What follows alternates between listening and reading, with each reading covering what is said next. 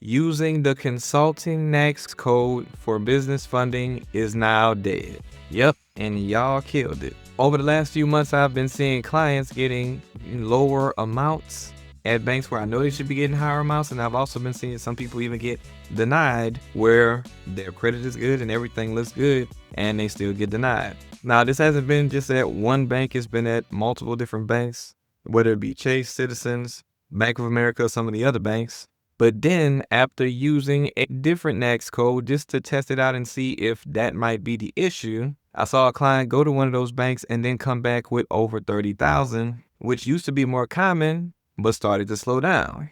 And that let me know right there that the consulting NAICS code is now dead. Now, don't get me wrong, it will still work at some banks, but at a lot of the banks that usually give out the most money, some of those bigger banks, those are the ones where you're going to find the problem. Now, for those of you that are new to this, let me explain to you what I'm talking about and tell you why this used to help people get more money with funding. So there's a popular NAICS code, which is a NAICS code, which is something that classifies your business whenever you're actually applying for credit. Some of these codes are labeled as higher risk than others. So this gives a lender an easy way to tell if this business type is a risky business type. And so, of course, the more risky the business, the less money you get.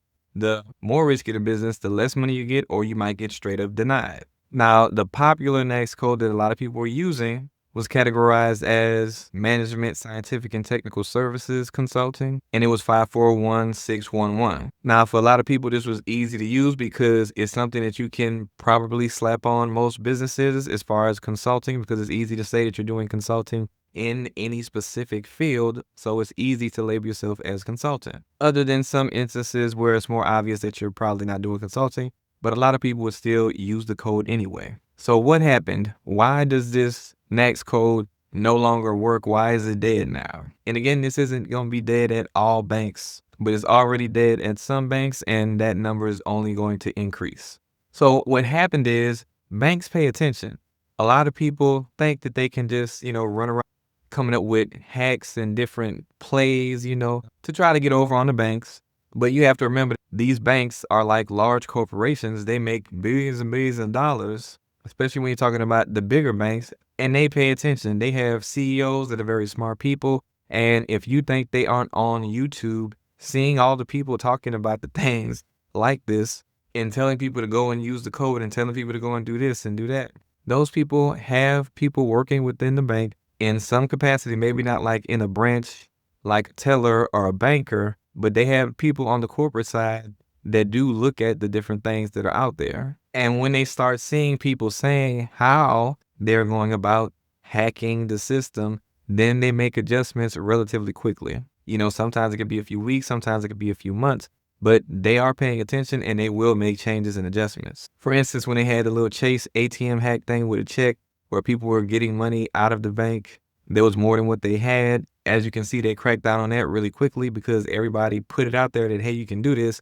The banks notice how they're getting taken advantage of with this, and they crack down on it. Now, that example is like on the extreme end of things, but my point is they pay attention to what people are doing, and they make adjustments to their process to accommodate that, to make sure that they aren't overexposing themselves to risk. And one thing that you should learn from that is that any information that you are getting out here on YouTube, it has an expiration date, especially when it comes to this funding information. So you could be listening to people's YouTube videos, getting a whole lot of tips and tricks on what to do to get funding for your business. But if the information is getting out there really broadly and it's really popular information, I can almost guarantee you that it's going to be not too long before the banks see it, and then they make adjustments, they close those loops, and then they make things a little bit harder so that you can't just so easily do the things that you just learned on YouTube.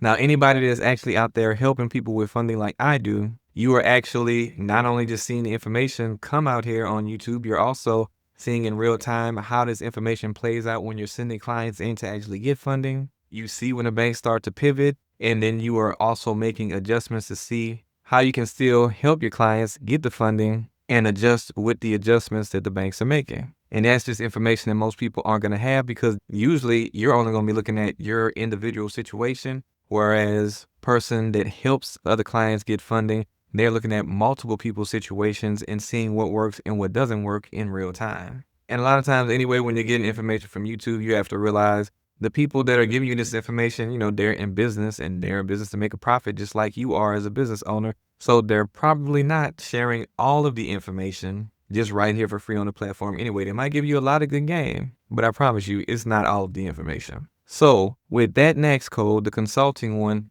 being dead now, or at least getting to the point where it's going to be like that at more banks, because more than likely, because they've seen that people are using a specific code, they're going to label that code as high risk, making it harder for people to use that code and still get a good bit of funding. This is what you should do. You need to find a low risk next code for your specific industry, because there are some industries in general that are just going to be risky industries that you kind of can't work around it. But a lot of times there are also codes within a certain umbrella of an industry that are still different enough that they are considered low risk. So what you want to do is just go to ChatGPT. Now there are several different ways of doing this, but you can simply go to ChatGPT, right? And you can simply say, give me a low risk next code for insert your industry. And then you can see what ChatGPT comes up with. And again, that way is easy and free. And also, by the way, real quick, if you've been enjoying this video so far, make sure you give it a thumbs up so YouTube can know to show this video to more people. Now, the problem that you might run into is that maybe ChatGPT gives you one or more than one code, but because there are so many codes out there, sometimes you do need to really test it out in real time to see if it works. And somebody like me that's testing things out all the time with different people, it's easier for me to tell if ChatGPT actually did a great job in giving you a code that would actually work, because of course ChatGPT hasn't been testing these things, but it can do a better idea of sifting through information to give you some codes that might put you in the right direction. But because I have more information from experience on helping people, if you feel like you just want some help in being able to pick out the right next code, as well as securing funding that you might need for your business, anywhere from 50 to 100 or more for your business, then book a business funding strategy session with me down below, where I could take a look at your situation and see how I can help get you funded within the next 30 days. Now, also keep this in mind. If you do get a good next code from ChatGPT that is actually low risk and will prevent you from running into the pitfalls of low limits or denials because you actually are using a high risk next code, you also have to remember that there are other factors that can get you lower limits or get you denied if you do not focus on those things as well. In addition to the next code is not the only thing that will get you to high limits. It's a layered process and you need all the factors to align to succeed. Now, to learn more about those other factors that you need to have in place to also get higher limits, go ahead and check out this video and see how I helped the client achieve higher limits than he was able to get on his own. Or you can go and check out this video which YouTube selected for you, and I'll see you in the next video.